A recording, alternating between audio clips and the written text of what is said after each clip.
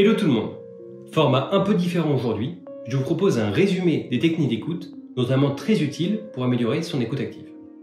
Toutes ces techniques sont simples à mettre en place et efficaces pour en apprendre plus sur l'autre. C'est parti!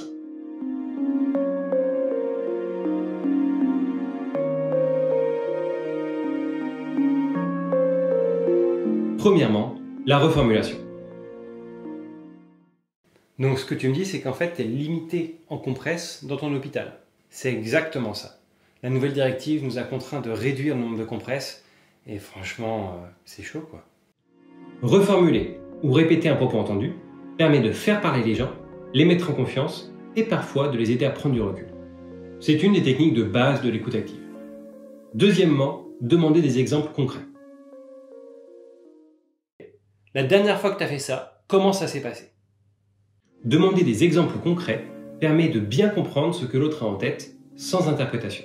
C'est, pour moi, le moyen le plus efficace pour mieux comprendre les histoires des autres. Troisièmement, poser des questions au passé.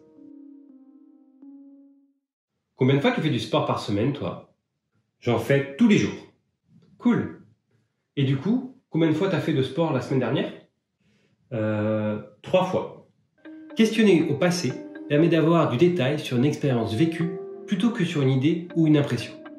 Cette technique permet d'avoir des histoires moins sujettes à interprétation de la part de l'autre.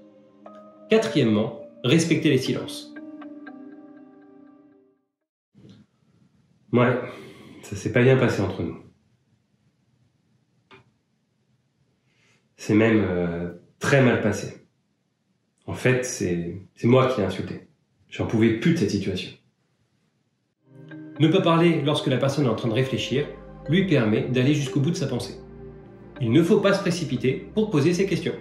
Assurez-vous donc que l'autre est bien terminé avant de poser vos questions. Cinquièmement, nommer les émotions. Putain, mais qu'est-ce qu'il fout quoi? T'as l'air d'être vraiment énervé toi. Mais non, c'est juste qu'on n'avance pas et c'est stressant. C'est l'autre qui répond pas alors que j'ai besoin de lui en ce moment quoi. Ok. Donc tu flippes de pas rendre ton projet à temps. Mais ouais. Et qu'est-ce qui te rassurerait, toi? Bah, d'avoir le résultat de son audit. Sans ça, je suis bloqué. Si je me débrouille pour te le trouver, ça t'irait? Bah, essaye, ouais, on sait jamais. Nommer les émotions permet de bien comprendre ce que l'autre ressent. Il va alors valider l'émotion ou la corriger, et bien souvent, va compléter son propos derrière. Derrière, on peut même essayer de creuser son besoin si ça s'y prête. Rebondir sur les derniers propos.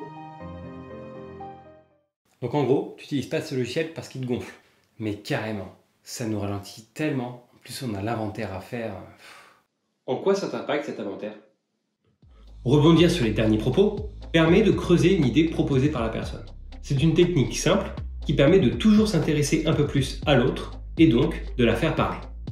Pensez à utiliser des questions ouvertes pour lui faire dire encore plus de choses. Ce sont ces questions où on ne peut pas répondre ni par oui ni par non.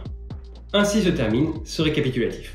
Votre objectif maintenant, c'est de vous approprier les techniques avec lesquelles vous êtes le plus à l'aise. Entraînez-vous à les utiliser et peut-être qu'un jour, vous oserez tester les autres. Si vous voulez en savoir plus, de la documentation est disponible sur mon site.